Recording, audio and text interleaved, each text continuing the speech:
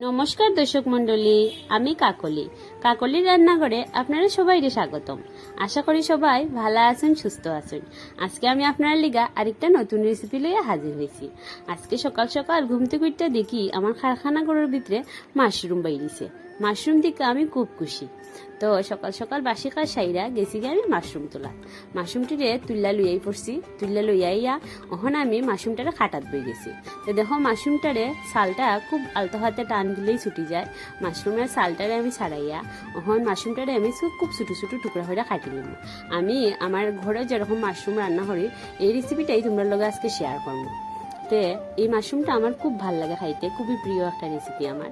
তো মাশরুমটা কাটার পরে দেখো কত মাশরুম হয়েছে। তো মাশরুমটা রান্না করতে কি কি লাগবো চলো তোমরা লগে আগে এটা শেয়ার করি। তো মাশরুমটা রান্না করতে আমার মাশরুম তো লাগবোই, সাথে লাগবো আমার রসুন, আদা, কাঁচা লঙ্কা, শুকনা লঙ্কা, পেঁয়াজ কুচি, টমেটো কুচি, টুকরা টুকরা করে কাটা আলু, জিরা, ধনিয়া, লঙ্কা, মেথি পাতা, গরম মশলা, তেজপাতা আর কিছু আস্তা গরম মশলা। তো প্রথমে আমি কড়াইয়ের মধ্যে কিছু জল দিলাম, জল দিয়ে আমি মাশরুমটা দিলাম। যখন মাশরুমটা একদম জাল হয়ে যাব, মোটামুটি সিদ্ধ হয়ে যাব, তখন আমি মাশরুমটার জলটা ফালাই দিব আর মাশরুমটা আমি রাখলাম। এদিকে কড়াইয়ের মধ্যে আমি আবারও তেল দিয়া আগে যে আলু হাইটা রাখছিলাম আলুটার মধ্যে একটু লবণ আর একটু হলুদ দিয়ে আলুটারে আমি ভাজিলাম।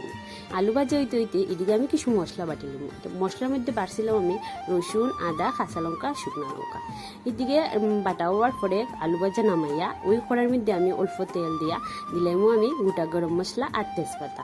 এটি পুরনো দিয়া এটি ভাজা হয়ে গেলে দিলাম পেঁয়াজ কুচি, পেঁয়াজটা ভাজা হইলে দিলাম টমেটো কুচি, টমেটো ভাজা হয়ে গেলে আমি দিলাম বাটা মশলা, গুঁড়া মশলার মধ্যে ওই ঘরোয়া মশলা আর কি। এটি দিয়া খুব ভালো করে এটা কষাই নিই।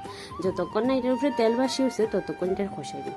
মোটামুটি কষানি হয়ে গেলে পরে আমি দিলাম মাশরুমটা দিয়া আমি আবারও খুব ভালো করে কষাই নিই।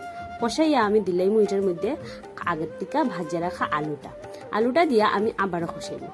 হঠাৎ মনে হয়েছে আরে আমি তো লবণই দিছি না, তো লবণটা দিয়া আমি আবারও খুব ভালো করে কষাই আমি এটার মধ্যে দিলাম খুব অল্প জল, বেশি জল দিতাম না, যেহেতু আমি ঝুলটা একদম শুকনা মানে ঝুল বেশি দিতাম না, এটা লেগে একদম অল্প জল দিছি।